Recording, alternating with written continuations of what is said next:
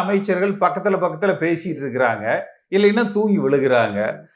இப்போ ஒரு அதிகமா ஊடகத்துல பார்க்கிறதும் பிரியாணி நல்லா இருக்குதுப்பா, ஃபிஷ் நல்லா இருக்குது, சிக்கன் நல்லா இருக்குது, நிறைய பேர் சாப்பிட்டுக்கிட்டு இருக்கிறாங்க. இவர் பேசுற பொழுது எல்லாரும் தூங்கி வழியிறாங்க. எடப்பாடி பழனிசாமி பேர சொல்ற போது எத்தனை இடத்துல எல்லாரும் கையை தட்டினாங்க? இல்ல. வேலுமணிக்கு கூட சில கைத்தட்டல்கள் இருந்த மாதிரி. எந்த அவரு செட் பண்ணி கூட்டு வந்திருப்பாரு.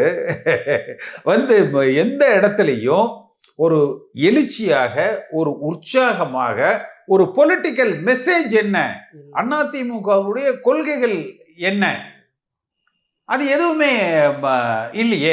ஒருங்கிணைப்புல வந்து எடப்பாடியோட தலைமையை சேலஞ்ச் பண்றதுன்னா டிடிவியும் ஓபிஎஸும் மட்டும்தான். மத்த நிர்வாகிகள் எல்லாரும் கட்சியில இணையறதுக்கு தயாரா இருக்கிறாங்க. அவங்க கூட யாரும் அதிமுக தரப்புல பேச்சுவார்த்தை நடக்குதா?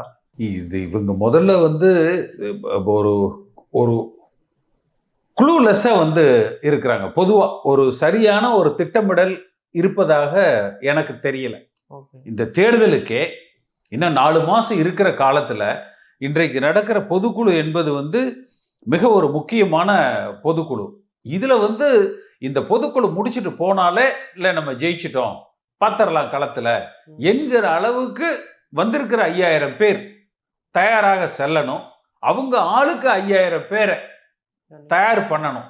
அதுதான் அதிமுக.